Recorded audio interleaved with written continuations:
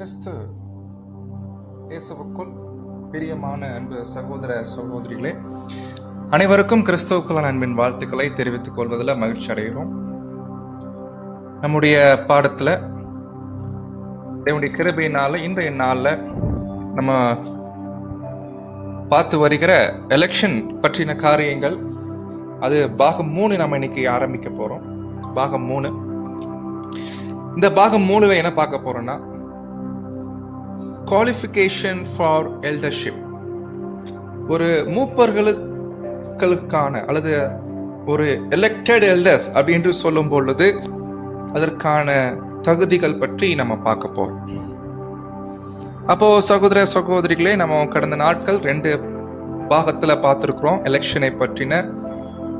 ரொம்ப தெரிஞ்சுக்க வேண்டிய ரொம்ப இம்பார்ட்டன்ட் திங், மெயினாக ஒரு எக்லீஷியா என்று சொல்லும் போது கர்த்தருடைய ஏற்பாட்டின்படி அங்க இயங்க வேண்டும்.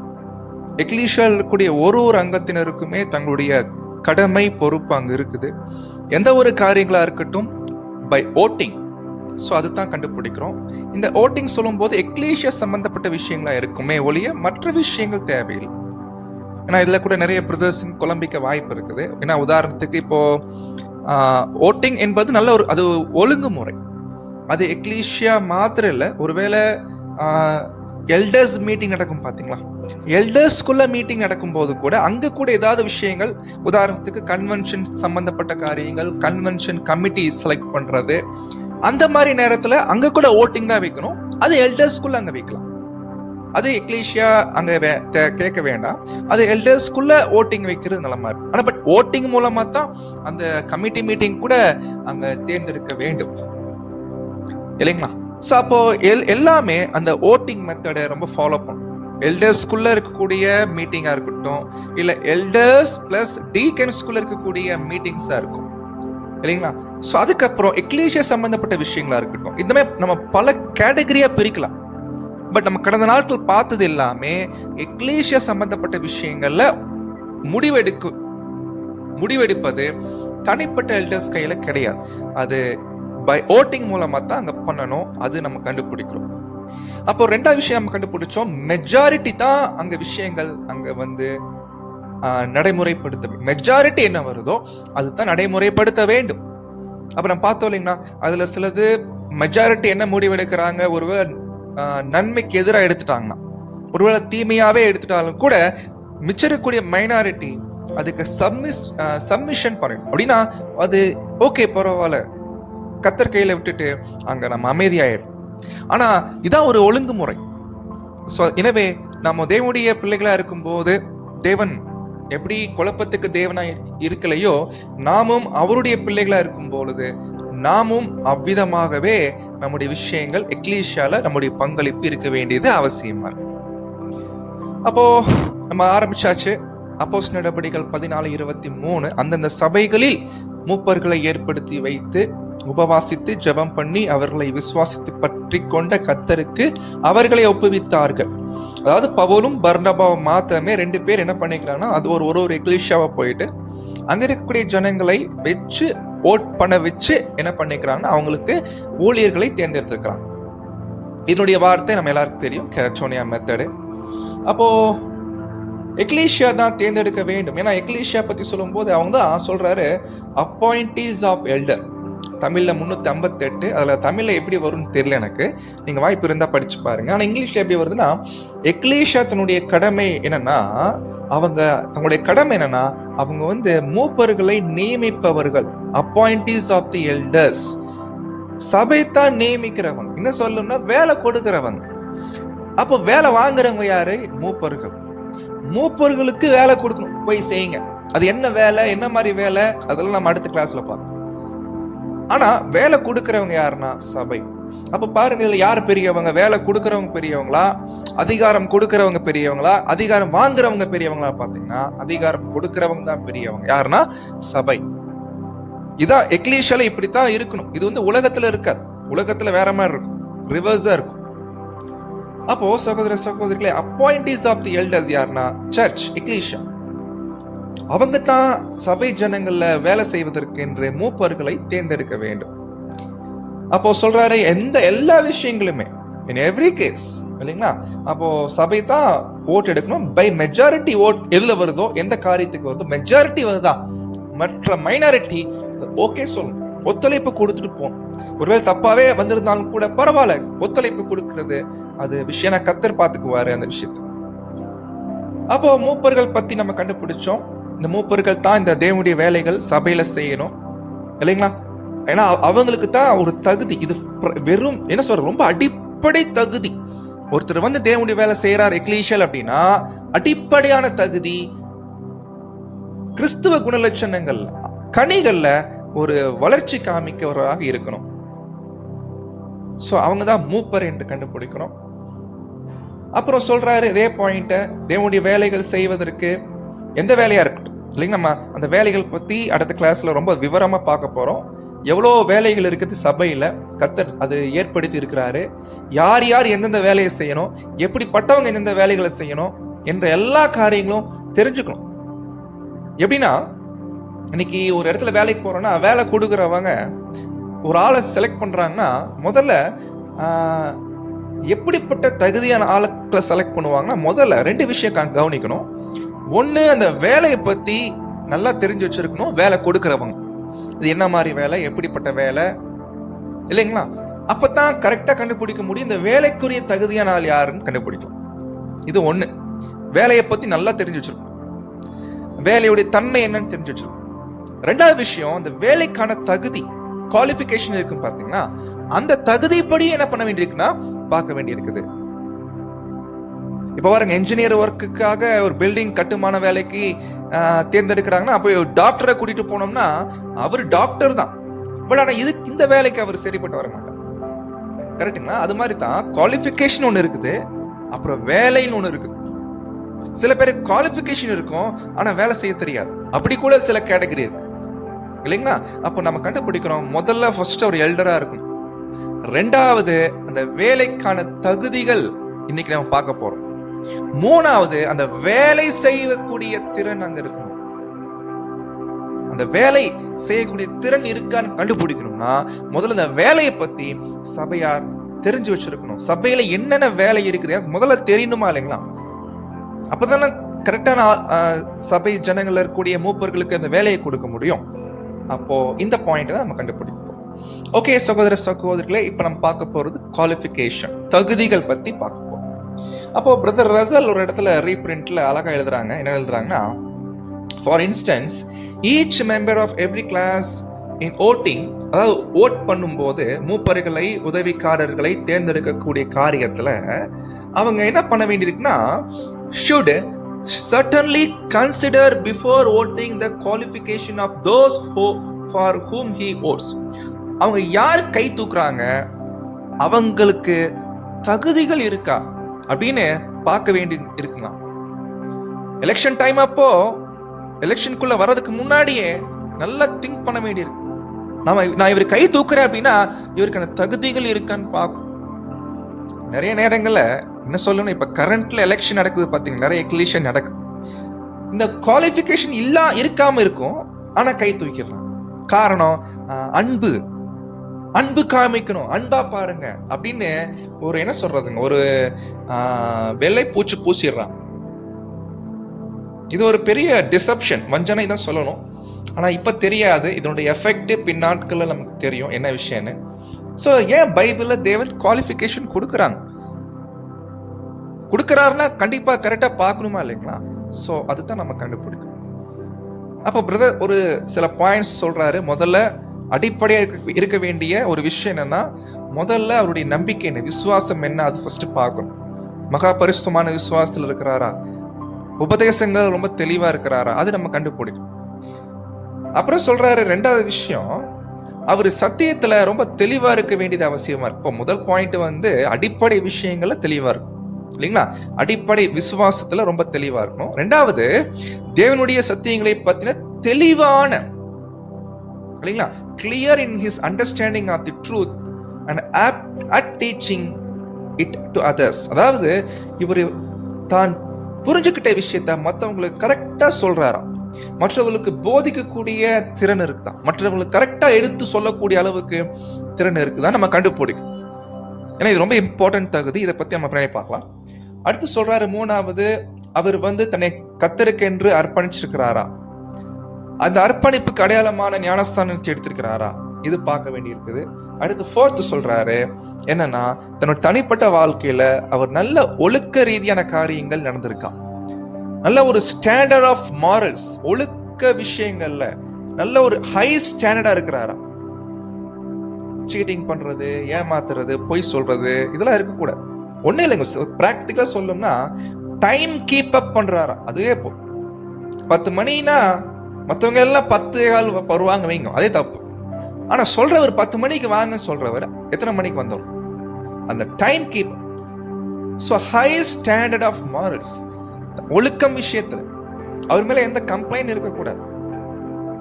ஸோ இதெல்லாம் நம்ம கண்டுபிடிக்கணும். அப்போ இந்த பேசிக்கான 4 பாயிண்ட்ஸ் சொல்லிட்டு இப்போ நம்ம கண்டுபிடிக்கிறோம். 6th வால்யூம்ல 251ல பிரதர் சில முக்கியமான பாயிண்ட் பேசுறாங்க. இது ரொம்ப கவனிக்க வேண்டிய பாயிண்ட். ஏன்னா கடந்த கிளாஸஸ்ல நம்ம அடிக்கடி வார்த்தை பயன்படுத்திட்டு இருக்கிறோம். நம்ம பண்ற எலெக்ஷன் எல்லாம் ஃபார்மாலிட்டியா இருக்குன்னு சொல்றோம் இல்லைங்களா, அதுக்கு ரொம்ப மிகப்பெரிய ஆதாரமே இந்த வார்த்தை தான். நல்லா கவனிங்க சகோதர சகோதரிகளே. It will be seen that the elders in the church should primarily possess general qualification fitting them for eldership. என்ன சொல்றாருன்னா, சபையில எல்டர்ஸா இருக்கிறவங்க, மூப்பர் இருக்கிறாங்க பாத்தீங்களா, அவங்க அந்த வேலை செய்யணும்னா முதல்ல அடிப்படையா பிரைமரி முதன்மையா அவங்க பெற்றிருக்க வேண்டிய தகுதிகள் ஒண்ணு இருக்குது. அது கண்டிப்பா பெற்றிருக்கணும், should possess, பெற்றிருக்கணும் அப்படின்ட்டு.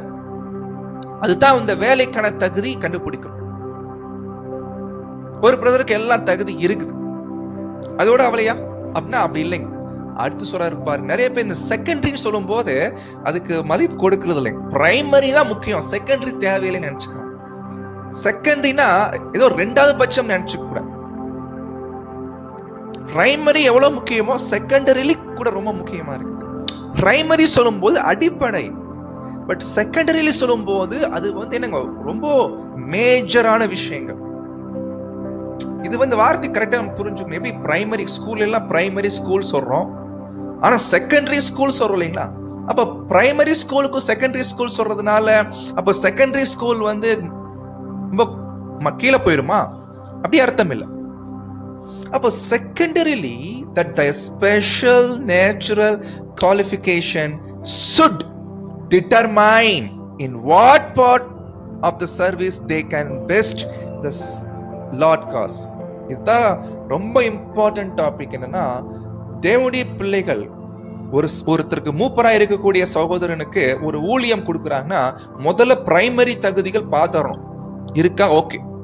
ஆனா 2வது அப்படி பார்த்ததுக்கு அப்புறம் அவருக்கு சில விசேஷ தகுதிகள் இருக்குங்களாம், ஸ்பெஷல் குவாலிஃபிகேஷன். மற்ற இடங்களை சொல்லும்போது விசேஷ தகுதிகள்ன்ற அந்த தகுதிகளை பார்த்து இவருக்கு எந்த வேலை கொடுக்கலாம் அப்படின்னு சபையார் முடிவெடுக்கணும்னா, அப்படின்னா சபையார் அண்டர்ஸ்டாண்ட் பண்ணிருக்கணும். சபையில இத்தனை வேலை இருக்குது, நம்ம அடுத்த கிளாஸ்ல பார்க்க போறேன் என்னென்ன வேலையெல்லாம் பார்க்க போறோம். இந்த வேலைக்கு இவருக்கு அந்த தகுதி இருக்குது, அந்த திராணி இருக்குது அப்படின்றத சபையார் பார்த்து கரெக்டான விஷயத்துக்கு அவரை கைத்து, நான் இவரை இந்த பொறுப்புக்கு நியமிப்பதற்கு நான் என்னுடைய ஓட்டை தருகிறேன் அப்படின்னு கரெக்டா அங்க பண்ணணும். இதுதான் மெத்தட். இன்னைக்கு நிறைய எக்லிஷால செகண்டரி தகுதிகள் பார்க்கறதே கிடையாது. இதை நாம தைரியமா சொல்லுவோம். பிரைமரி குவாலிஃபிகேஷனோட நின்றாங்க, செகண்டரி குவாலிஃபிகேஷன் பார்க்கறதே இல்லைங்க சகோதர சகோதரிகளே. அது என்ன செகண்டரி குவாலிஃபிகேஷன், ஸ்பெஷல் குவாலிஃபிகேஷன். அந்த குவாலிஃபிகேஷன் தான் டிட்டர்மைன் பண்ணும் இவர் எந்த வேலை செய்வதற்கு தகுதி. அப்ப வேலைகள் பாருங்க, in what part of the சர்வீஸ்னா, சர்வீஸ் என்று ஏதோ எம்சி பண்றது, பாட்டு பாடுறது, சப்ஜெக்ட் பண்றது இது மாதிரி இல்லைங்க. தேவனுடைய வேலை சபையில நம்ம கண்டுபிடிக்கிறோம், கர்த்தரால் ஏற்படுத்தப்பட்ட சில ஊழியங்கள் இருக்குது. அதை பத்தி நம்ம ரொம்ப கிளியரா படிக்க போறோம் அடுத்த வரக்கூடிய கிளாஸஸ்.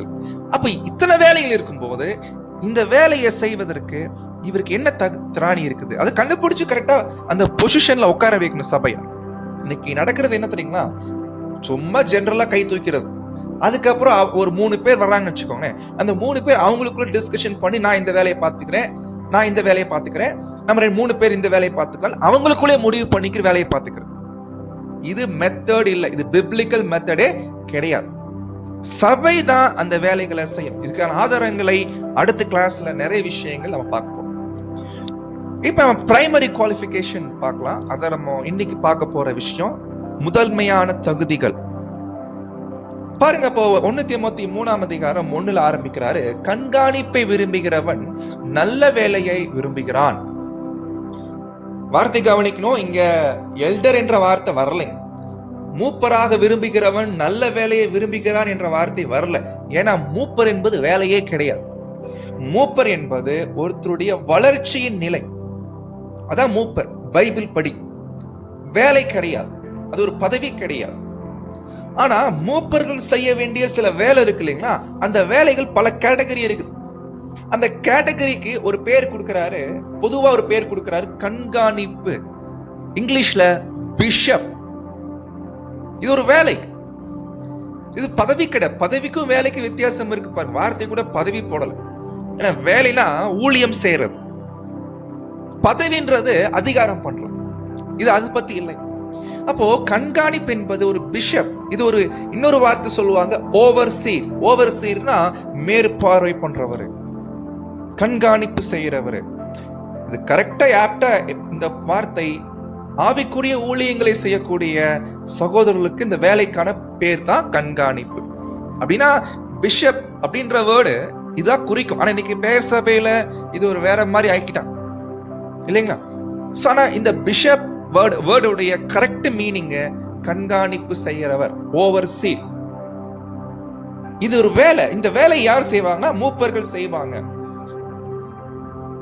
இப்ப சொல்றாரு நல்ல வேலையை விரும்புகிறான். கரெக்ட். உண்மையிலே சில பேருக்கு அந்த வரம் பெற்றவர்கள், சபைக்கு உண்மையாக ஊழியம் செய்ய விரும்புகிறவர்கள் அப்படி யாராவது இருந்தாங்கன்னா அந்த மைண்டை கொஞ்சம் பாருங்க. நல்ல விஷயம், நல்ல அருமை. ஏன்னா சபைக்காக ஒரு ஊழியம் பண்ற ஒரு மனப்பான்மை அது ஒருத்தருக்குள்ள இருக்குன்னா அது நல்ல ஒரு விஷயம் தான் அப்படின்ட்டு. அடுத்து சொல்றாரு பாருங்க, ரீப்ரிண்ட் 3171ல இந்த பிஷப் என்ற வார்த்தை இன்னொரு மொழிபெயர்ப்புல ஓவர்சீர் என்று வரும். அதே வார்த்தை தான் பிஷப் என்று மொழிபெயர்த்திருக்கிறாங்க. இது பொதுவா ஆவிக்குரிய வேலைகளை செய்யக்கூடியவர்களுக்கு இந்த ஒரு வார்த்தை ஒரு பொதுவான வார்த்தையாக அங்க போட்டுக்கலாம். சோ இந்த பாயிண்ட் அங்க சொல்றேன். இப்ப அடுத்து சொல்றாரு பாருங்க, இந்த தகுதிகள் பத்தி அங்க பேசுறாரு. சில லிஸ்ட் போடுறாரு, கவனிக்கலாம். கண்காணியானவன், பாருங்க இங்க கூட மூப்பரானவன் வரல, கண்காணியானவன், இந்த வேலை செய்யக்கூடிய மூப்பர். முதல் தகுதி பாருங்க, குற்றம் சாட்டப்படாதவரா இருக்கணும், பிளேம்லெஸ். அப்படின்னா அவர் மேல எந்த குற்றச்சாட்டுகள் வந்திருக்க கூடாது. இவர் இந்த மிஸ்டேக் பண்ணிட்டார், மிஸ்டேக் பாருங்க. குற்றம் சாட்டுறதுன்னா அதாவது ஆதாரமே இருக்காது, அப்படி அவர் பண்ணிருக்கவே மாட்டார், ஆனா பொய் குற்றச்சாட்டு பண்ணிட்டு இருப்பான். அதை பத்தி இங்க பேசல.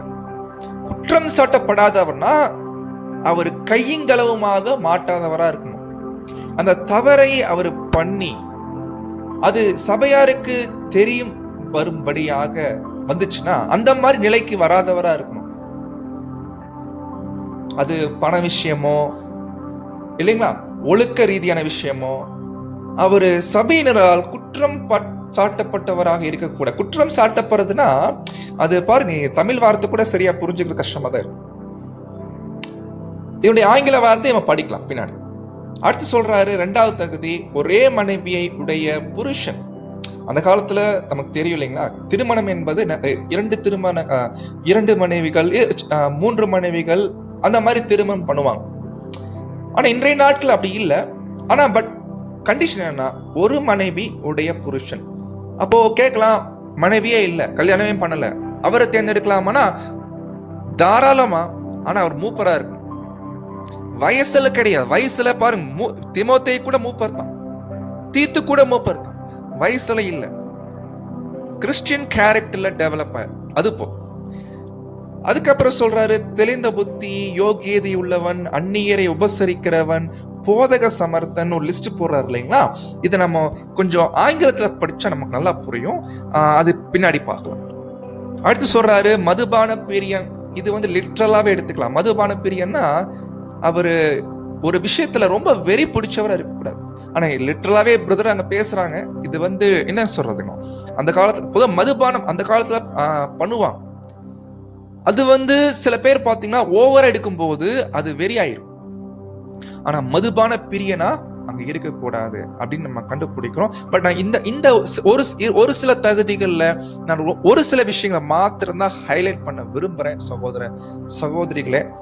ஸோ இந்த பாயிண்ட் நம்ம கண்டுபிடிக்கிறோம். மதுபான பிரியன். அதுக்கப்புறம் பாத்தீங்கன்னா அடிக்கிறவன். இதுன்னு அடிக்கிறவன் அதை பார்க்கலாம், இங்கிலீஷ்ல பார்த்தா புரியும். இழிவான ஆதாயத்தை இச்சிக்கிறவனமாயிராமல் பொறுமை உள்ளவனும் சண்டை பண்ணாதவனும் பண ஆசை இல்லாதவனுமாய் இருந்து தன் சொந்த குடும்பத்தை நன்றாய் நடத்துகிறவனும் தன் பிள்ளைகளை சகல நல் ஒழுக்கமுள்ளவர்களாக கீழ்ப்படிய பண்ணுகிறவனுமாய் இருக்க வேண்டும். என்ன சொல்றாரு? அப்போ தன் சொந்த குடும்பத்தை நடத்தணும், பிள்ளைகள் கீழ்ப்படிய பண்ணுகிறவனுமாய் இருக்க வேண்டும் சொல்லிட்டு, ஒருவன் தன் சொந்த குடும்பத்தை நடத்த அறியாதிருந்தால் தேவனுடைய சபையை எப்படி விசாரிப்பான்? அப்படி சொல்லிட்டு அவன் இருமாப்படைந்து பிசாசு அடைந்த ஆக்கணையில் விழாதபடி நூதன சீஷனாய் இருக்கக்கூடாது. யார் இந்த நூதன சீஷன்? நம்ம பார்க்கலாம். அதுக்கப்புறம் நிந்தனையிலும் பிசாசின் கண்ணியிலும் விழாதபடிக்கு ரொம்ப இம்பார்ட்டன்ட் கடைசி ஒரு சொல்றாரு, புறம்பானவர்களால் நற்சாட்சி பெற்றிருக்க வேண்டும். ரொம்ப அருமையான இதான் கடைசி பாயிண்ட். ஓகே, இப்ப நாம ரோதர்காம் டிரான்ஸ்லேஷன் எடுத்துக்கிறோம். நல்லா கவனிங்க. இப்பதான் நம்ம மீனிங் கண்டுபிடிக்க போறோம். It is needful. நீட்ஃபுல்னாலே புரிஞ்சுக்கணும், இந்த தகுதிகள் ஒருவருக்குள்ள இருப்பது ரொம்ப அவசியமா இருக்கு. It is needful. எதுக்கு? இந்த கண்காணிப்பு வேலை செய்யறது. முதல் பாயிண்ட் irreproachable. ரெப்ரோச்னா புரியுது இல்லைங்களா? ஒருத்தரை கடிஞ்சு கொள்றது அல்லது என்னங்க கண்டனம் பண்றது. ஒருத்தரை கண்டனம் பண்ணி கடிந்து கொள்ற அளவுக்கு ஒருத்தர் இருக்கக்கூடாது. இந்த வேலை செய்யறவர், கண்காணிப்பு வேலை செய்யறவர் கடிந்து கொள்ளப்படக்கூடிய அளவுக்கு இருக்கக்கூடாதுங்க. அது அங்க படிக்கிறோம், குற்றம் சாட்டப்படாதவன் படிக்கிறோம் இல்லைங்களா? அப்போ ஒழுக்க ரீதியான விஷயமா இருக்கட்டும், பணம் விஷயமா இருக்கட்டும், தேவனுடைய ஊழியத்துல உண்மையா இருக்கிற விஷயமா இருக்கட்டும், ரொம்ப ஜாக்கிரதையா இருக்கணும். கடிந்து கொள்ளக்கூடிய அளவுக்கு அவருடைய விஷயங்கள் இருக்கக்கூடாதுன்ற. ரெண்டாவது தகுதி சொல்றாரு, ஹஸ்பண்ட் ஆஃப் ஒன் வைஃப். இதை நம்ம பார்த்தாச்சு இல்லைங்களா? ஹஸ்பண்ட் ஆஃப் ஒன் வைஃப்னா ஒரே மனைவியை உடைய புருஷன். இது நம்ம பார்த்தாச்சு. சோபர் இல்லைங்களா? சோபர்னு என்ன அர்த்தம் பாருங்க, தமிழ்ல எப்படி வருது? சோபருடைய மீனிங் அதாவது ஜாக்கிரதை உள்ளவன் வருது. கரெக்டுங்களா? சோ உண்மைதான், ஜாக்கிரதை ரொம்ப அவசியமா இருக்குது, அந்த விழிப்பா இருக்கிறது.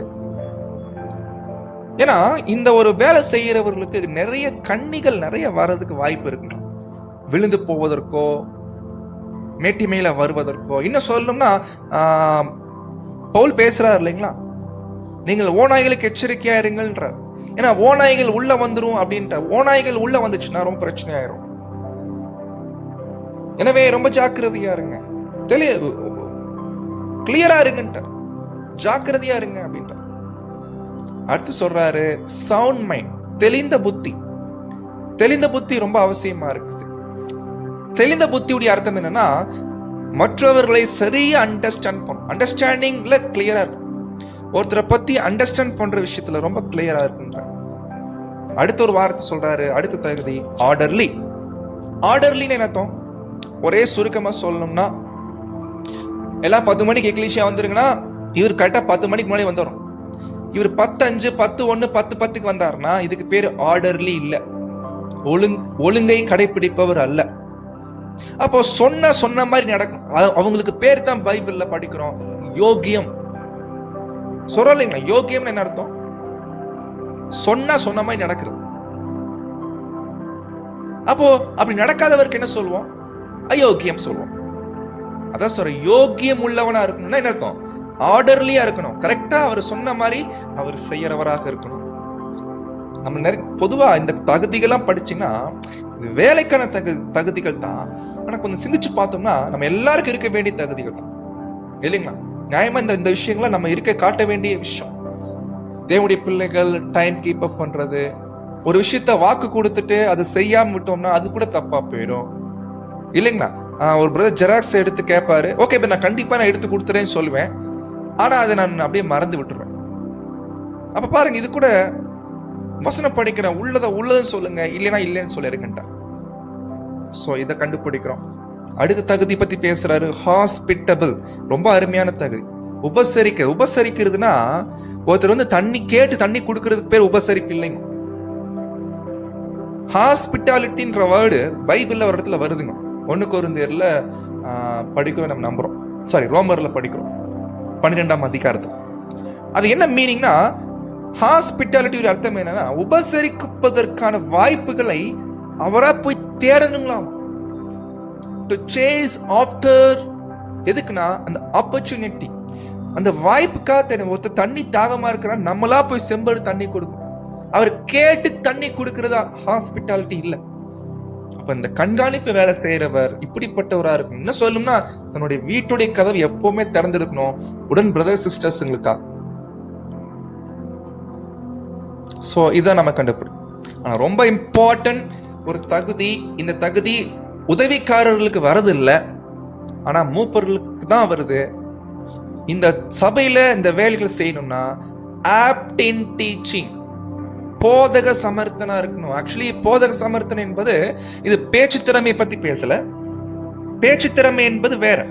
ஒருத்தர் நல்லா பேசக்கூடிய திறன் இருக்கும், அதை பத்தி அங்க பேசுறீங்க. ஆப்ட் இன் டீச்சிங்னா ஒரு காரியத்தை மற்றவங்க சொல்லும் போது தெளிவாகவும் கிளியராகவும் பேசக்கூடிய அளவுக்கு இவருக்கு அந்த திராணி இருக்கணும்.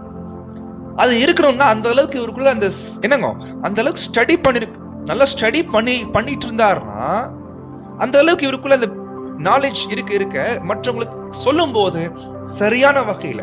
சில பேருக்கு யாருக்கு போதனை வேணுமோ போதனை, யாருக்கு கடிந்து கொள்ளுதல் வேணுமோ கடிந்து கொள்ளுதல், யாருக்கு புத்திகள் சொல்லணுமோ புத்தி, யாருக்கு சத்தியத்தை விளக்கம் சொல்லணுமோ விளக்கம் கொடுக்கிறது. ஆப்ட் இன் டீச்சிங், போதக சமர்த்தனா இருக்கணும். இப்படிப்பட்டவர். இதெல்லாம் ரொம்ப இம்பார்ட்டன்ட் தகுதிகள். இதெல்லாம் நம்ம பாருங்க, இங்க சொல்லப்பட்ட எல்லா தகுதியிலுமே காம்ப்ரமைஸ் பண்ணவே முடியாது. இதுல ஒண்ணு மட்டும் விதி விலக்கா வச்சுக்கலாம் அப்படின்ற மாதிரி எதுவுமே இல்லை.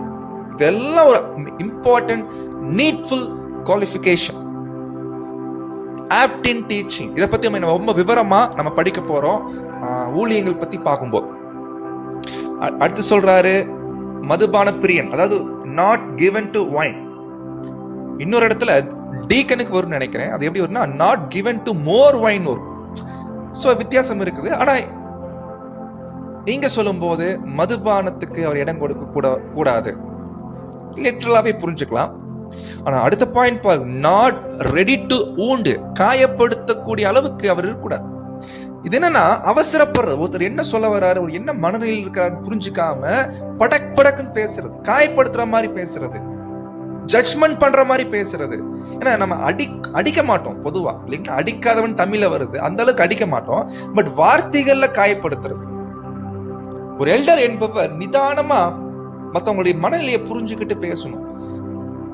இவரும் பதிலுக்கு கோவப்பட்டு காயப்படுற மாதிரி நீங்களாம் ஒண்ணும் சரியில்லை அப்படின்ற பேசிட்டாருன்னா அது நல்ல ஒரு விஷயம் இல்லை. அவருடைய பேச்சை கொஞ்சம் கவனிக்கின்றார். அவருடைய பேச்சு எப்படி இருக்குது கவனிங்க. நாட் ரெடி டு வூண்ட், உடனே காயப்படுத்துற அளவுக்கு அவர் பேசுறாரா செக் பண்ணணும்.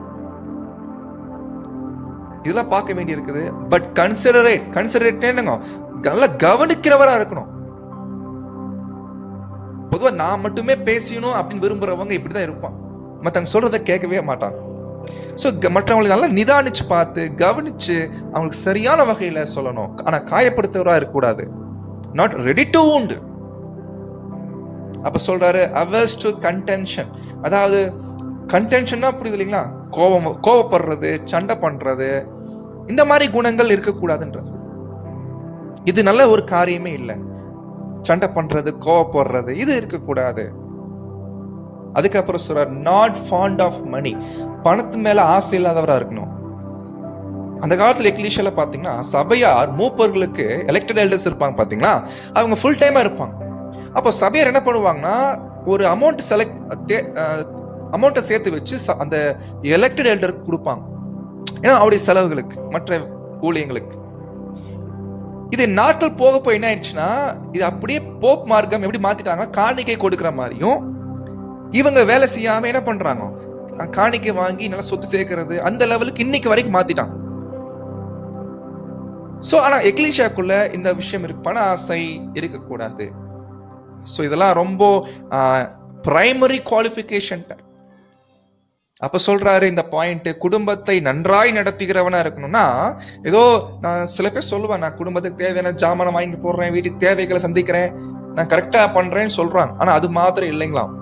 அதை தாண்டி ஒருவேளை வருமானமே இல்லை, எக்லீஷியல் வரும், ஒரு வீட்டுல சரியான வேலை இல்லை, வருமானம் இல்லைனாலும் குடும்பத்தின் அங்கத்தினர்களை சந்தோஷமாகவும் சமாதானமாகவும் வைப்பவராக காணப்படணும். அப்படின்னா குடும்பத்துக்குள்ள வீட்டுல ஒரு சமாதானமான சூழ்நிலை நிலவுவதற்கு அவரு அந்த விஷயங்கள் அவர் எடுக்கணும். ஏன்னா இந்த லாக்டவுன் சமயத்துல கூட பாருங்க, நிறைய பிரதர்ஸுங்க வேலை இல்லாம போயிட்டான்.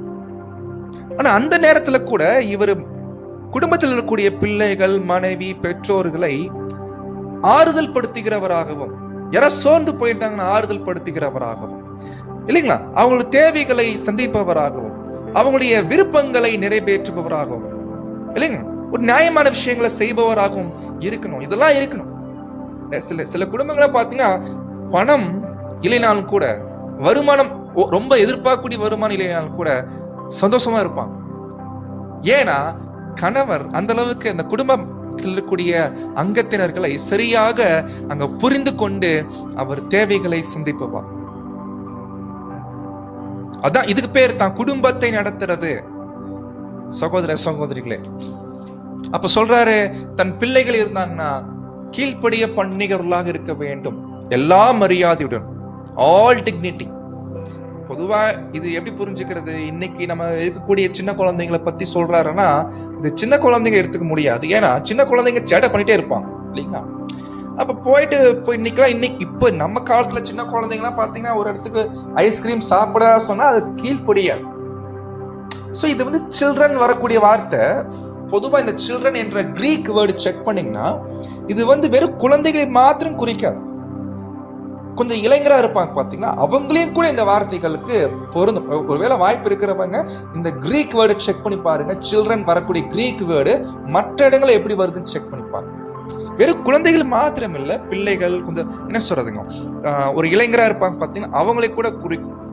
அப்போது மெயினா இந்த இன் சப்மிஷன் சொல்லும் போது கீழ்ப்படிய பண்றது எதை குறிக்குதுன்னா, கொஞ்சம் என்ன சொல்றதுங்க, ஒரு ஒரு ஒரு ஒரு டீனேஜ்ல இருக்கக்கூடிய பிள்ளைகளை கூட இங்க குறிக்க வாய்ப்பு இருக்கு. அப்போ அவர்கள் கூட பெற்றோரை தகப்பனை மதிக்கிறவராக அவங்க நடந்துக்கணும். மதிக்கிற அளவுக்கு பிள்ளைகள் அவரு நடக்க வேண்டும் தகப்பன். ஏன்னா தகப்பன் வந்து அப்படிப்பட்ட டீனேஜ் பிள்ளைகளுக்கு கட்டளை போட முடியாது. ஒரு இடத்துல பிரதர் சொல்லும் போது, உங்க டீனேஜ்ல இருக்கக்கூடிய பசங்களை தோலுக்கு மேல வளர்ந்துட்டாங்கன்னா நீங்க கடைக்கு போக சொல்றீங்க அப்படின்னா, கடைக்கு போக சொல்லும்போது போய் வாங்கிட்டு வான்னு சொல்லக்கூடாது, ஒரு ரெக்வஸ்டா வைக்கணும்ன்ற. போய் வாங்கிட்டு வர முடியுமா, ஒரு ரெக்வஸ்ட் வைக்கணும்ன்ற. அப்படித்தான் பிள்ளைகள் விஷயத்துல பெற்றோர்கள் நடக்கணும்ன்ற. அதே போல பிள்ளைகளும் தங்க தகப்பனுக்கு கீழ்ப்படிதலோடு காமிக்க கூடிய அளவுக்கு தகப்பன் அங்க பெற்றிருக்கணும் அப்படின்ற.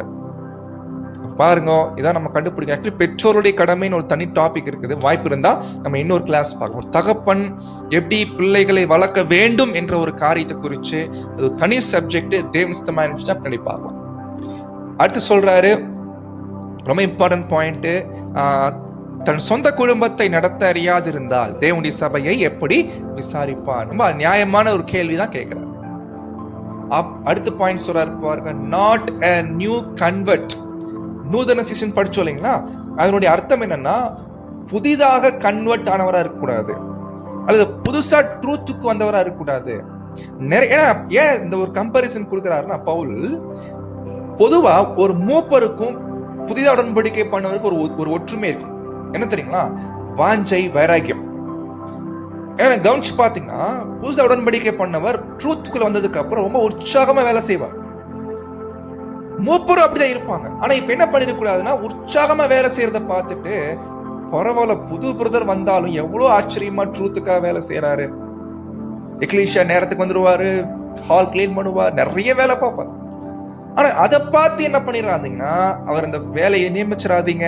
ஏன்னா சாத்தான் அவரை விளைவிப்பதற்கு நிறைய வழி ஏற்படுத்துவார். எனவே ரொம்ப ஜாக்கிரதை, நியூ கன்வெர்ட்டை நீங்க பண்ணாதீங்க. இது ஒரு தகுதி.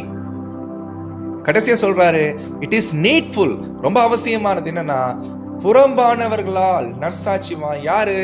உலகத்தார் மத்தியில கூட நல்ல ஒரு கனமுள்ள சாட்சி வாங்கியிருக்கணும். இதெல்லாம் கவனிக்கணுங்களாமா. பிஃபோர் ஓட்டிங், எலெக்ஷனுக்கு முன்னாடி, ஓட் பண்றதுக்கு முன்னாடி இந்த தகுதிகளை கொஞ்சம் கவனிச்சு பார்க்கணும்.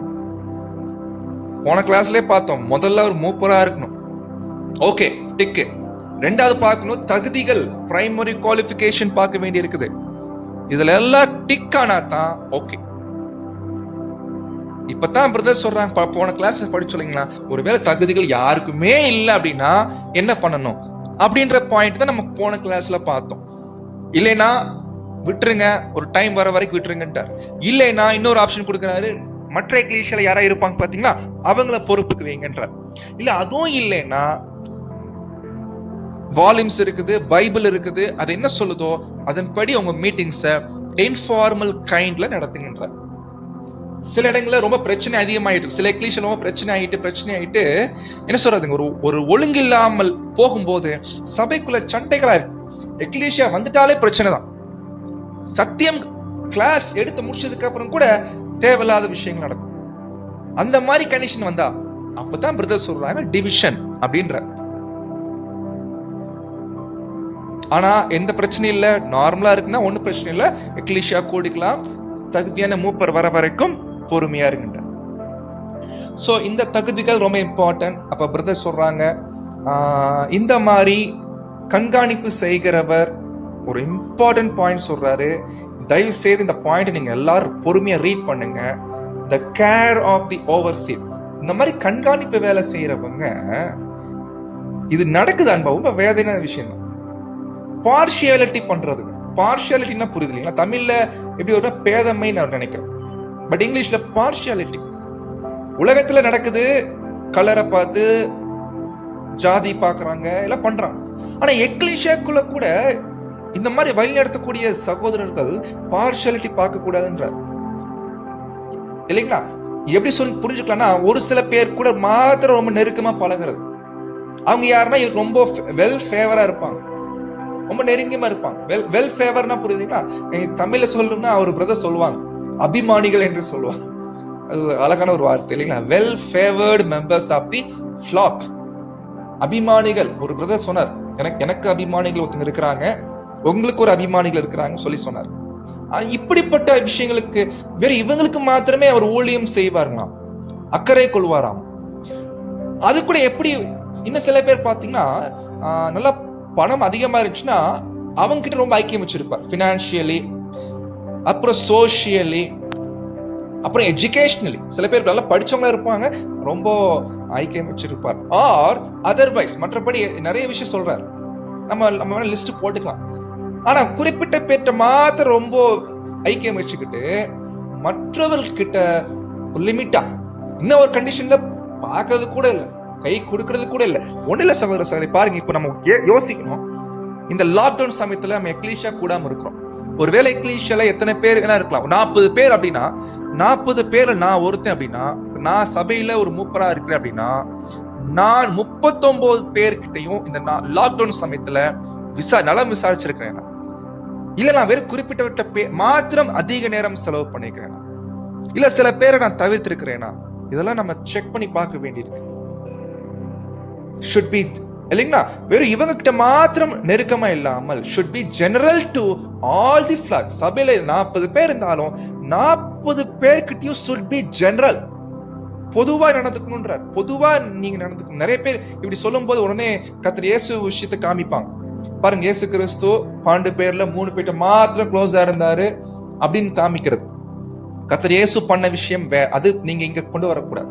எக்லீஷ் அது அந்த ஒரு கான்செப்டே மீனிங் வேற. அப்படின்னா இயேசு 3 பேர்ட்ட மாத்திரம் ரொம்ப க்ளோஸா இருந்தாரா, மத்தவங்க எல்லாம் புறக்கணிச்சாருன்னா இல்ல, அந்த மாதிரி இல்லை. ஆனா இன்னைக்கு எக்லீஷியால மூப்பர்கள் இந்த மாதிரி இருக்கிறாங்களா செக் பண்ணி பார்க்கணும், இருக்கக்கூடாதுன்ற.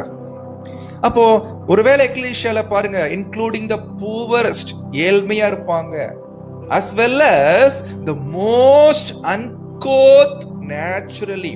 uncouth என்ற வார்த்தையை டைப் பண்ணி பாருங்க டிக்ஷனரியில, பார்த்தாலே அவங்க கை கொடுக்கறது கூட தோற்றத்துல இருக்காது.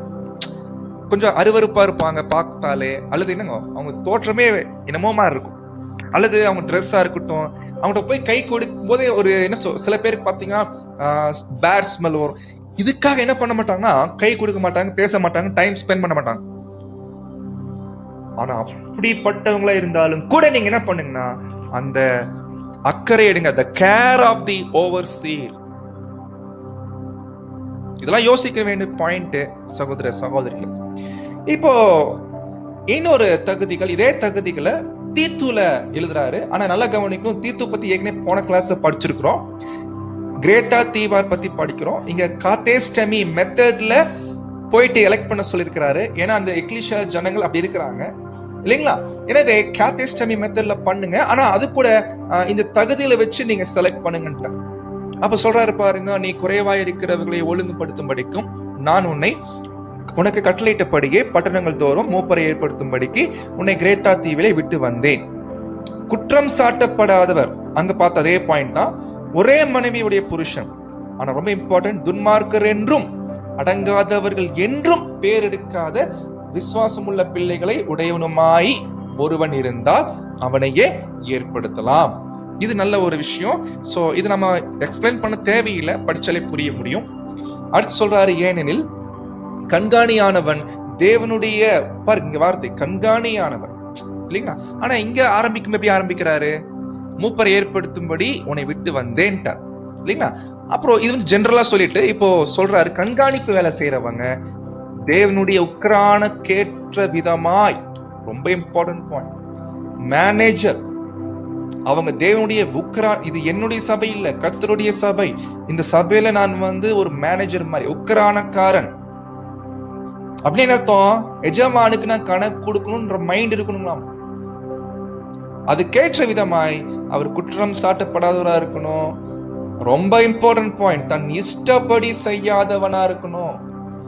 எல்டர்ஸ் நிறைய நேரங்கள் இது பண்றோம், இஷ்டப்படி பண்றது எக்லீஷியா, அது நல்ல விஷயமாவே இருந்தாலும் வேணாம், இஷ்டப்படி பண்ணாதீங்க.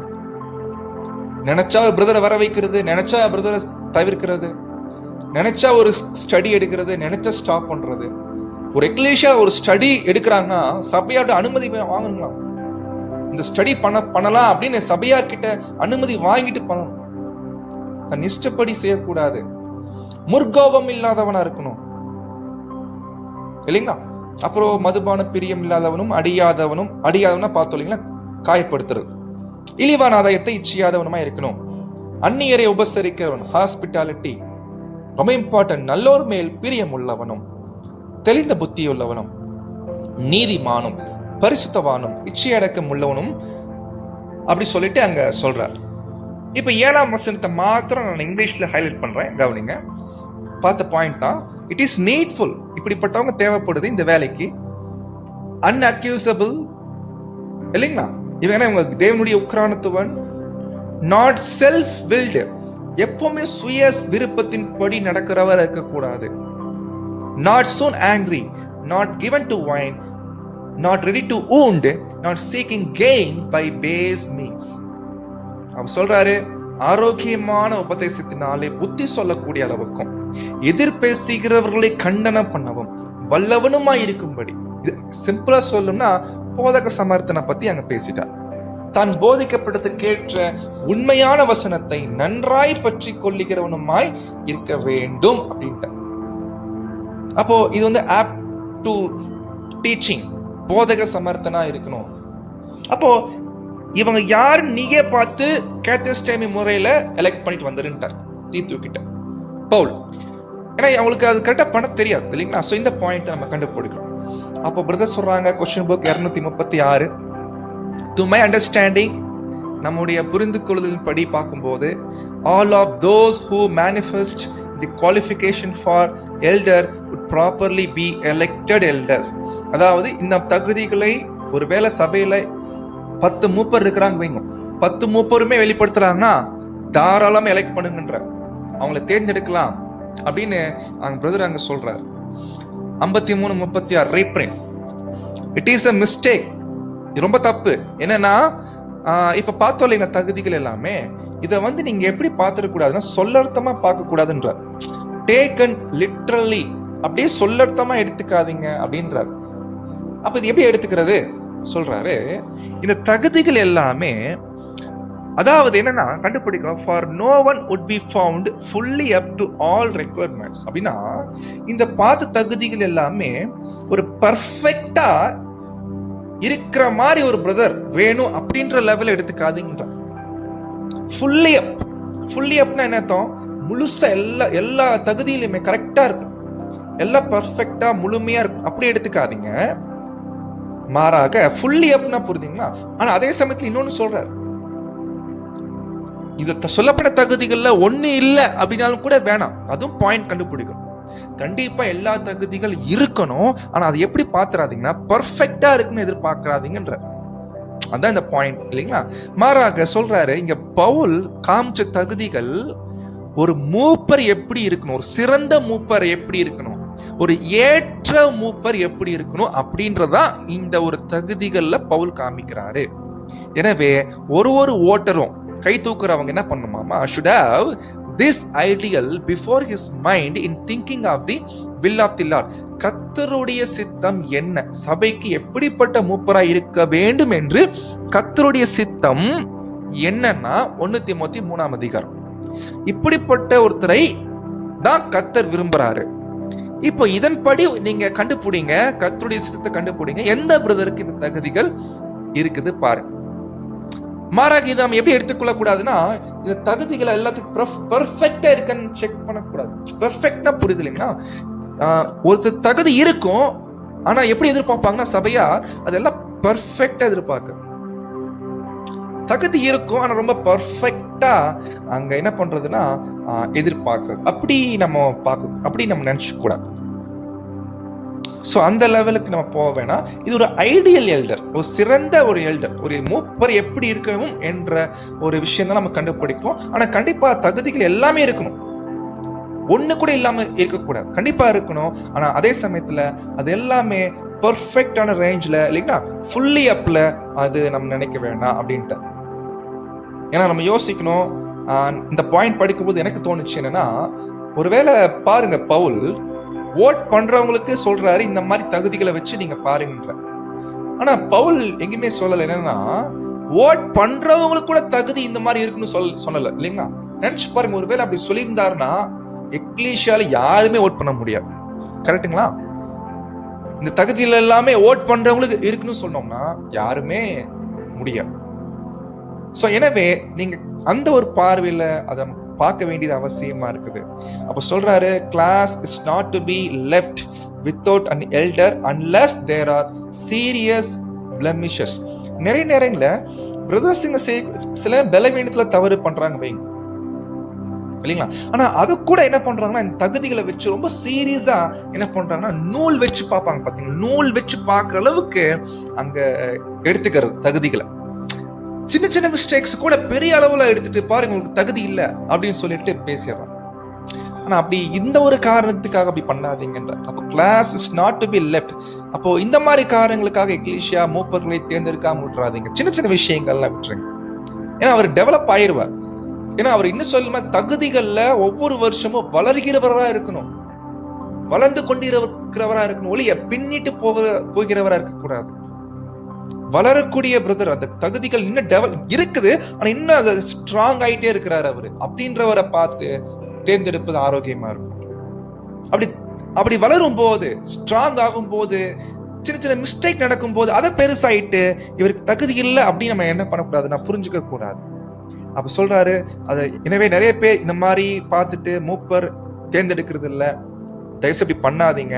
மாறாக ரொம்ப சீரியஸ் பிளமிஷஸ், பயங்கரமான குற்றங்கள் தவறுகள் இருக்கும் பட்சம் இருந்துச்சுன்னா சில பேருக்கு தகுதிகள் எல்லாம் இருக்கும், ஆனா அவர் மேல பெரிய ஒரு பிரச்சனை இருக்கு வச்சுக்கோங்களேன், அது நீங்க தேர்ந்தெடுக்க வேண்டாம் அப்படின்னு நம்ம கண்டுபிடிக்கிறோம்.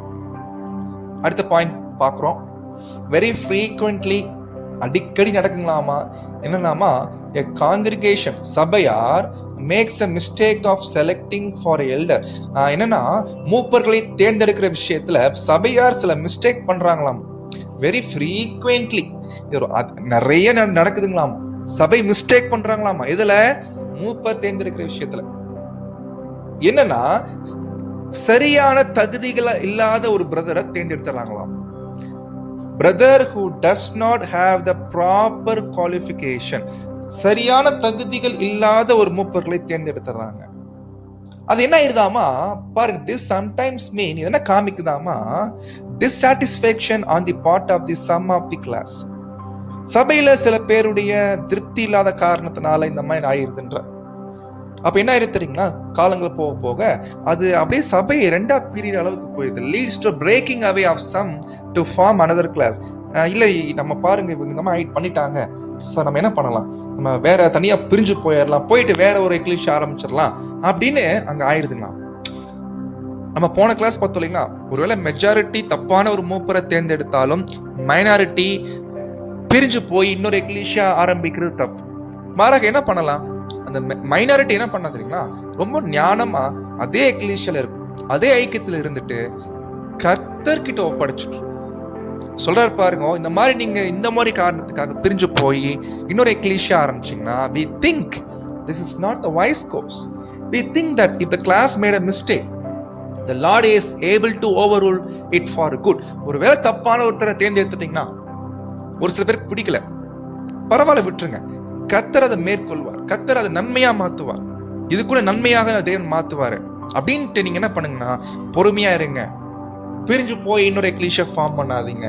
அப்படித்தான் அங்க பிரதர் அங்க ரொம்ப கிளியரா அங்க கொடுக்கறத நம்ம கண்டுபிடிக்கிறோம்.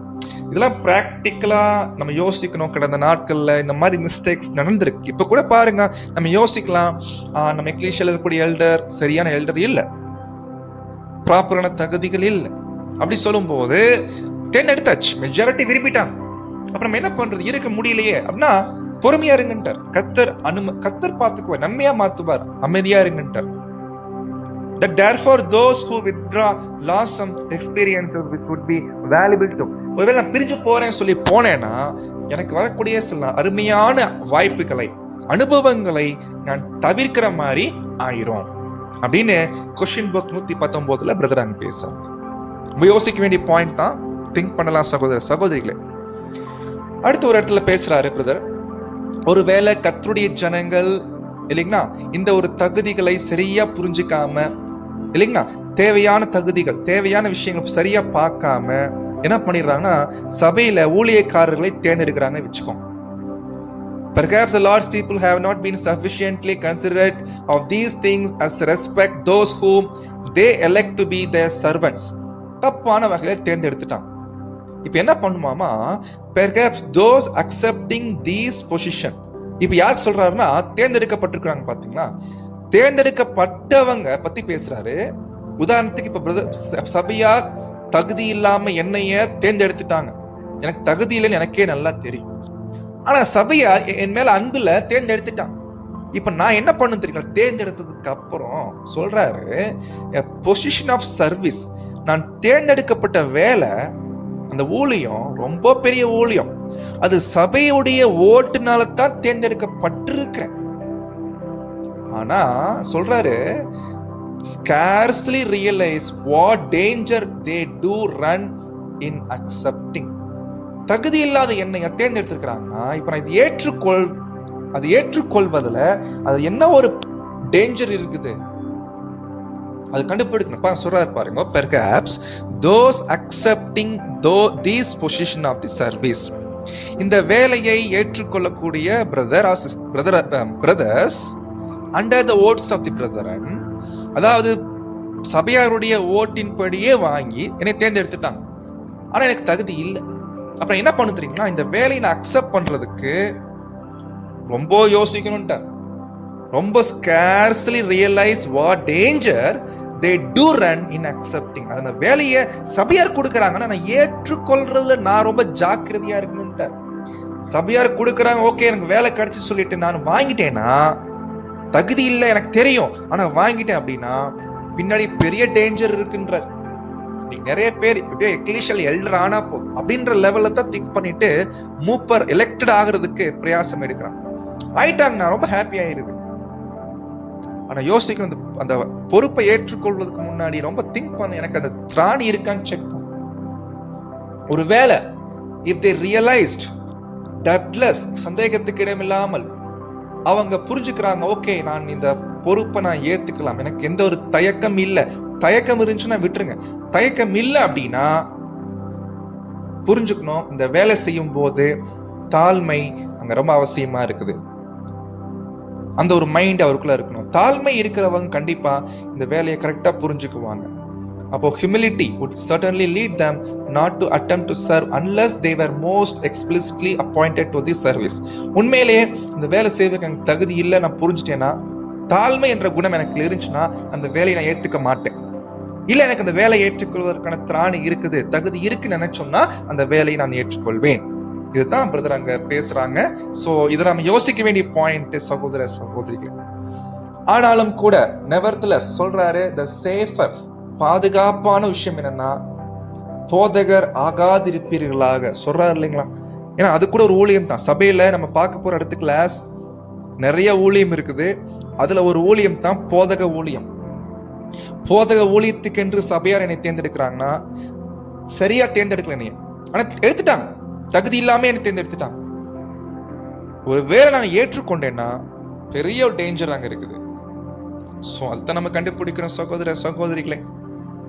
அப்போ என்ன சொல்றாரு, ஏன் நம்ம இந்த மாதிரி நேரத்துல அந்த பொறுப்பை எடுத்துக்கிறோம்னா, தகுதி இல்லைன்னு தெரிஞ்சு எடுக்கிறோம்னா ப்ரைடுங்க. ஏன்னா ஒருத்தருக்குள்ள பெருமைன்னு ஒண்ணு இருந்துச்சுன்னா அது ரொம்ப கஷ்டமா போயிடும். அந்த பெருமை எப்படியாவது மூப்பராகணும், சபையில பெரிய ஆளா இருக்கணும் அப்படின்னு நினைக்கிறது ரொம்ப தப்பு. ஏன்னா கத்த சொல்றா இல்லைங்களா, உங்களில் பெரிய ஆளா இருக்க விரும்பிட்டீங்கன்னா ஊழியக்காரனாகட்டார், ஊழியம் செய்யுங்கட்டார். அப்ப பெரிய ஆள் ஆகிறது என்பது பேரு புகழ் கனம் இது அடையணும்னா நான் சபையில ஒரு என்னங்க எலெக்டட் எல்டர் ஆகணும் அப்படின்ற ஒரு பெருமை இருக்கக்கூடாது. அது ரொம்ப தப்பா. அது தனக்குத்தானே ஒரு ஆபத்தை விளைவிக்கும். தனக்கு மாத்திரம் இல்ல, அது சபையாருக்கே ஒரு பெரிய ஒரு இன்னலை விளைவிக்கும். அது இப்ப தெரியாது, போக போகத்தான் தெரியும். சகோதர சகோதரிகளே, இதான் பிரதர் அங்க பேசுறாங்க. அப்ப சொல்றாரு பாருங்க, ரொம்ப ஆச்சரியமா சொல்ற இந்த வார்த்தைகளை ரொம்ப யோசிச்சு பார்ப்போம். நம்ம என்ன கண்டுபிடிக்கிறோம், அலாஸ்னா ஓ என்ன ஒரு கண்டிஷன் அப்படின்னு நம்ம ஆச்சரியப்படுவோம் இல்லைங்களா. அது மாதிரி சொல்ற சில பேருக்கு ஒரு குணம் இருக்கு. என்ன குணம்னா, நான் எப்படியாவது மூப்பராகணும், இல்ல நான் எப்படியாவது உதவிக்காரர் கூட சில பேர் விரும்புறது இல்லைங்க. சில பேருக்கு பாத்தீங்க எப்படி எல்டர் ஆகும், சபையில எல்டர் ஆகும், தேடுவாங்களாம். அந்த குணம் எப்படி இருக்குமாமா, சில பேருக்கு வயர்ஃபுல் bargain they might be elected. அதாவது என்னன்னா, அவங்க அந்த குணம் ஒருவேளை என்ன நினைச்சாலும் பரவாயில்ல, என்ன பண்ணியாச்சு என்ன பண்ணணும், நானு மூப்பராகணும், எல்டர் ஆகணும். இதுக்காக என்ன பண்ணுவாங்க, எலெக்ஷனுக்கு முன்னாடி போய் வீடு வீடா போறது, வீடு ரொம்ப அன்பு காமிக்கிற மாதிரி. சில பேர் பாத்தீங்கன்னா சில பினான்சியலா கூட போயிட்டு ஹெல்ப் பண்ணுவாங்க. ஏன்னா எப்படியா எல்டர் ஆயிடணும், எப்படியா எல்டர் ஆகுறதுக்கு அவங்க பார்கெயின் கூட பண்ணுவாங்க இல்லைங்களா. இது நம்ம கண்டுபிடிக்கிறோம். அப்ப சில பேருக்கு என்ன ஆயிருதுன்னா, இன்னும் சில பேருக்கு தாங்கள் தேர்ந்தெடுக்கப்படவில்லை என்றால் எதிர்ப்பு காமிச்சிடுறாங்களாம். டெண்டன்சி டு ஃபீல் அஃபெண்டட், கோபமாயிடுறாங்க சில பேர். எப்படி நீங்க என்ன தேர்ந்தெடுக்காம போயிடலாம் சொல்லிட்டு என்ன பண்ணுவாங்க தெரியுங்களா, கோபமாயிட்டு இல்லைங்களா, to feel angry with anybody who would vote against them in such election. எப்படி நீங்க எனக்கு யார் எனக்கு ஓட் பண்ணலையோ அவங்க மேல ரொம்ப கோபமாயிருது.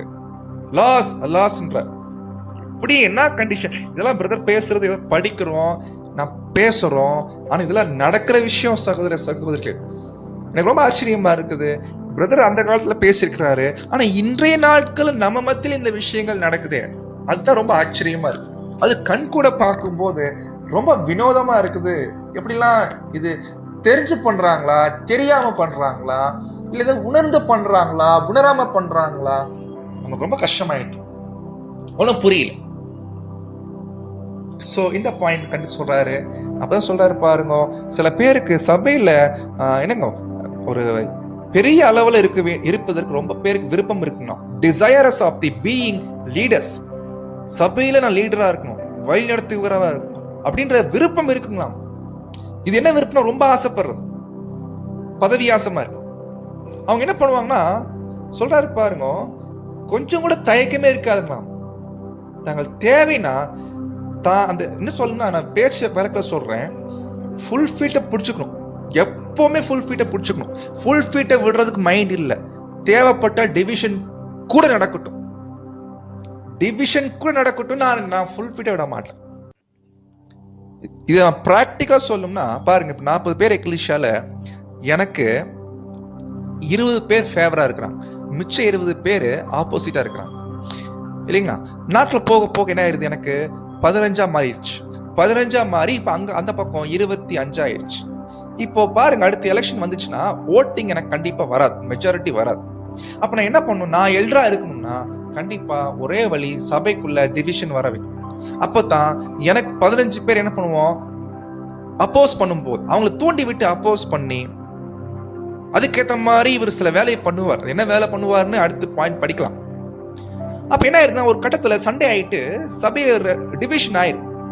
இப்போ இவருடைய கண்டிஷன், இவர் நினைச்ச கனவு வலிச்சிருச்சு. என்னன்னா, தான் என்னைக்கு எல்டரா இருக்கணும் அப்படின்னா எனக்கு ஃபேவரா இருக்கக்கூடிய ஜனங்கள் தனியா இருக்கணும்.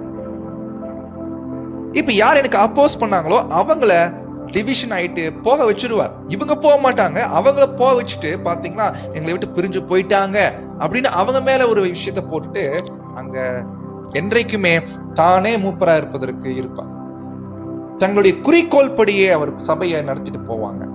in order to help along their ambition. Reprint 5:9-3-5 பேசுறாரு.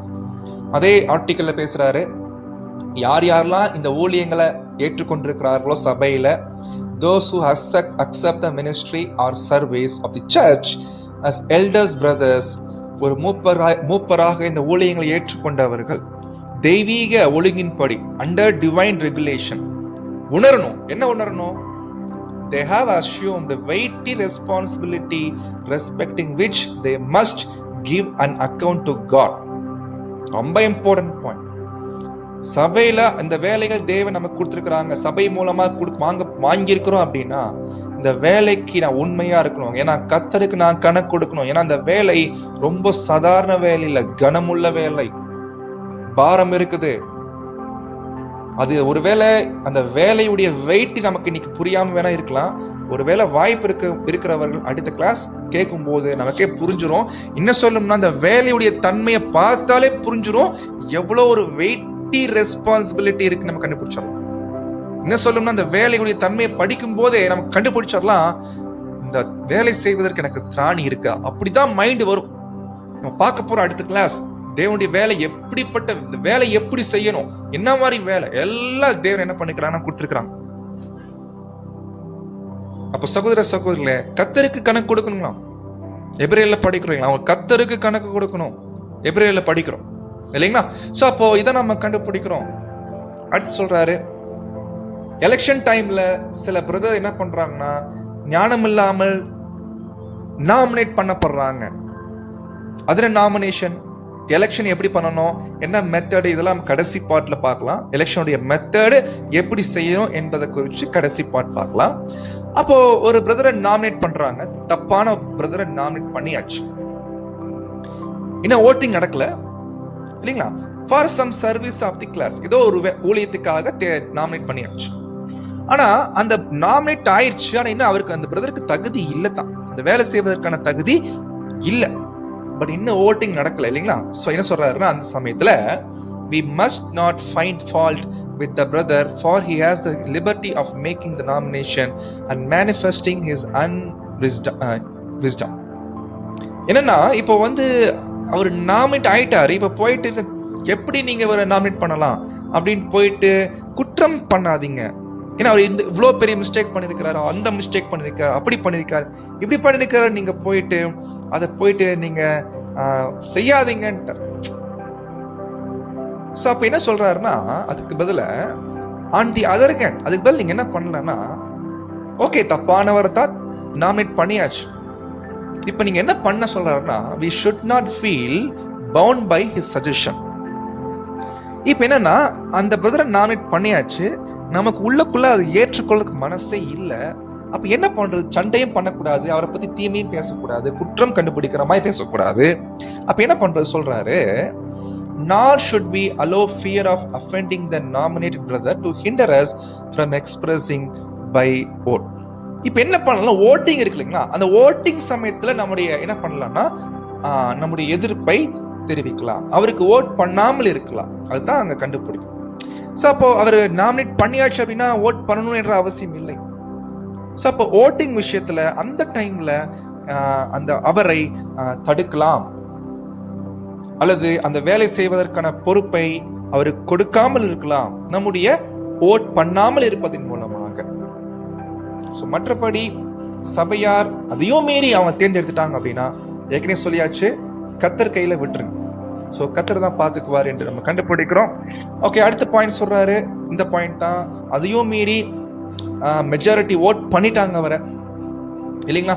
அப்போ அந்த சமயத்துல the nominated brother has no right to take offense but should rather admire courage of the brethren expressed in his rejection. இது என்ன பாயிண்ட்னா, அந்த டைம்ல ஓட் பண்ணியாச்சுன்னா ஓகே, ஆனா அவர் ஓட் பண்ணல, சபையார் வந்து அவங்க ஏற்றுக்கொள்ளல. அப்ப அந்த நாமினேட் ஆன பிரதர் வந்து எப்படி நீங்க நான் ஓட் பண்ணாம போகலாம் அப்படின்னு அவங்க வந்து எதிர்ப்பு காமிக்க கூடாது. மாறாக என்ன பண்ணுமாமா, ஓகே சபையார் என்னை ஏற்றுக்கொள்ளல, என்னை ரிஜெக்ட் பண்ணிட்டாங்க அப்படின்றத அதை ஏற்றுக்கொள்ளணும். பரவாயில்ல, சபையார் இந்த அளவுக்கு முடிவு எடுத்திருக்கிறாங்க, அதை புரிஞ்சுக்கணும், ஓகே நான் அதை வரவேற்கிறேன், அப்படிதான் அந்த மைண்ட் வரணும். ரொம்ப ஆச்சரியம் என்னன்னா, எல்லா தகுதிகள் இருந்தும் சபையார் சில மூப்பர்களை ரிஜெக்ட் பண்ணிடுவாங்க. அது கூட நடக்குதுங்களாம். நல்ல தகுதியில் இருக்கும், நான் ரிஜெக்ட் பண்ணிடுவான். அப்படியும் சில எக்லீஷியல் நடக்குதுங்க. ஆனா வாட் எவர் இட் இஸ் சொல்றாரு, one rejected by the class, சபையினரால் ரிஜெக்ட் பண்ணப்பட்டாங்கன்னா போயிட்டு சபைக்கிட்ட எப்படி நீங்க பண்ணலாம், ஏன் பண்ணலாம்னு கேட்காதீங்க. has no right to inquire either of the class or any member of it why they voted against him. கேட்காதீங்க. ஏன்னா உங்களை ரிஜெக்ட் பண்ணிட்டாங்க, விட்டுருங்க. உங்களுக்கு எல்லாம் தகுதி இருக்குது, ஆனா ரிஜெக்ட் பண்ணிட்டாங்க, விட்டுருங்க. எதுவும் கேட்காதீங்கன்ட்ட. ஏன்னா இது சபையாருடைய பிசினஸ், நீங்க அதை கேட்காதீங்க, அது உங்களுடைய வேலையே இல்லை. அப்ப என்ன பண்ணணும், அதெல்லாம் நிறைய விஷயம் வரக்கூடிய நாட்கள்ல அங்க பேசுறாங்க, நம்ம வரக்கூடிய நாட்கள் பார்ப்போம். இப்ப நம்ம பாடத்துடைய ஹைலைட் வந்துடலாம். இந்த பிக்சர் பார்க்கும்போது நமக்கு ஏதாவது தோணுதுங்களா? இந்த பிக்சர்ல எத்தனை மிருகம் இருக்குது? ஒரு மிருகம் இருக்கா, ரெண்டு மிருகம் இருக்கா? பாத்தீங்கன்னா ஒரே மிருகம் தான், ஆனா ரெண்டு மாதிரி தெரியுதே, இல்லைங்களா? ஆனா இந்த பிக்சரை கொஞ்சம் பார்க்கலாம். பிரதர் ரசல் ரொம்ப அழகா பேசுறாங்க. ஆடு இருக்குது, ஓனாய் இருக்குது.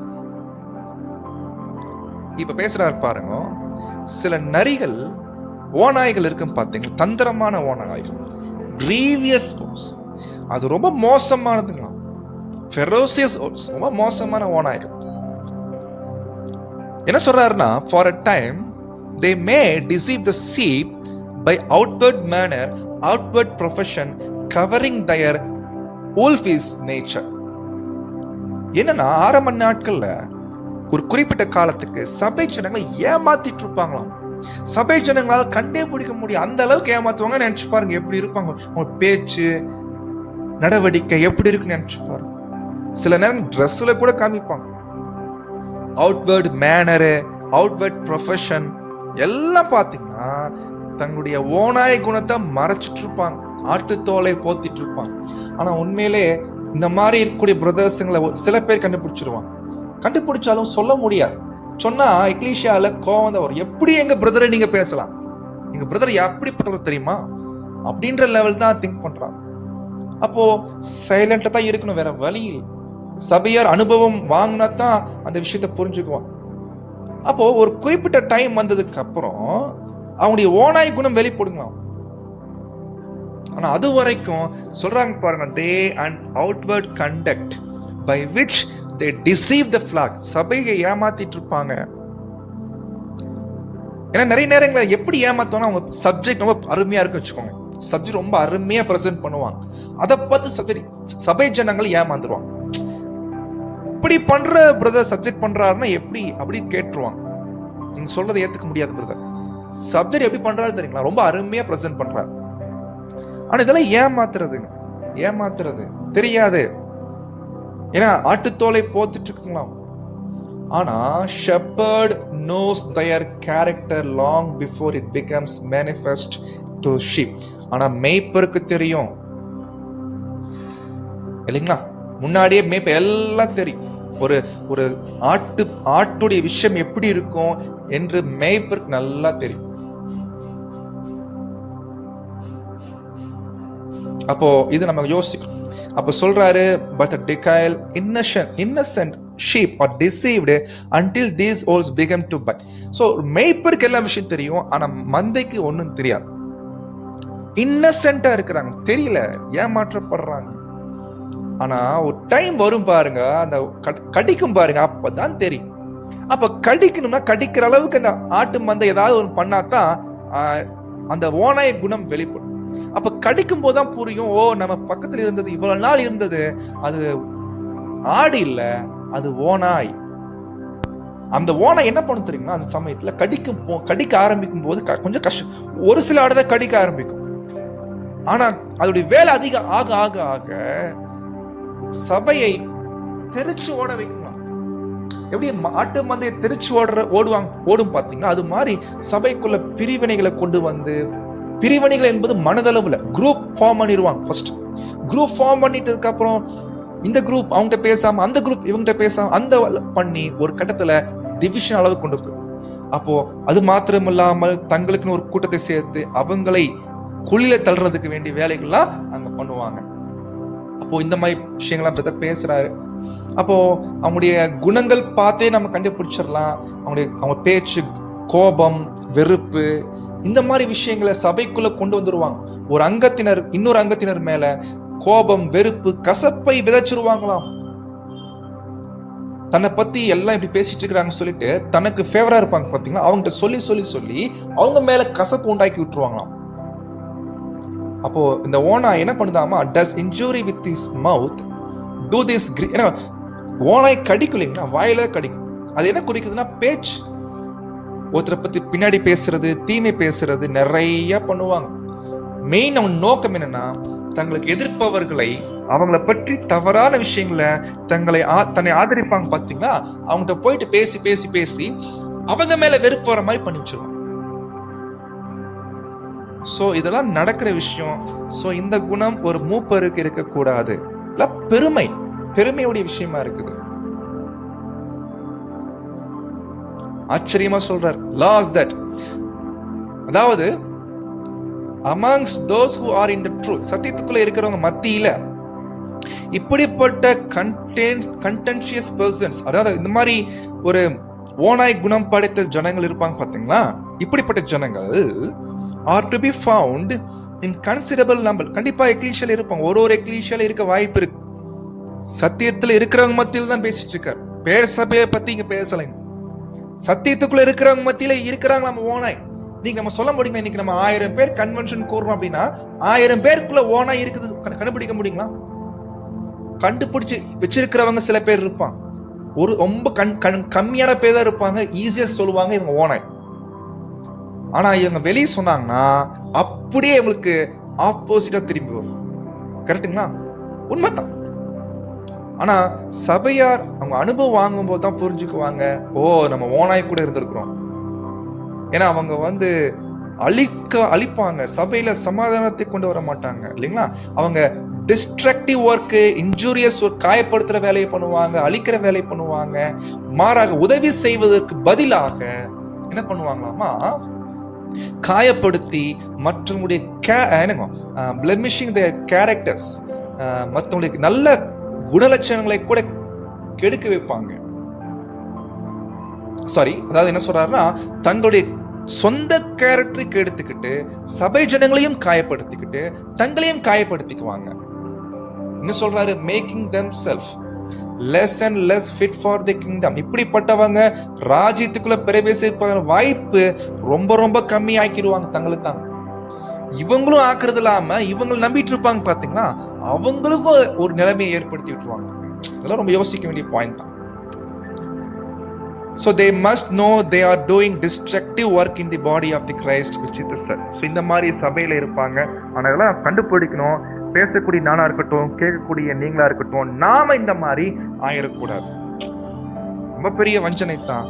ஸோ இதான் கண்டுபிடிக்கிறோம். அப்போ யோசிக்கணும், ஓனாய் குணம் நமக்குள்ள இருக்குதான், செக் பண்ணி பார்க்கணும். ஓனாய் குணம் இருக்குது எப்படி கண்டுபிடிக்கலாம்னா, முதல்ல நமக்குள்ள இந்த பெருமை இருக்கும். இந்த பொறுப்பு எனக்கு வரலைன்னா அப்ப தெரியும் எனக்குள்ள என்ன குணம் இருக்கு. அப்போ யோசிக்கணும் சகோதர சகோதரிகள். அப்ப சொல்றாரு, they must know they are sowing seeds of discord and planting roots of bitterness.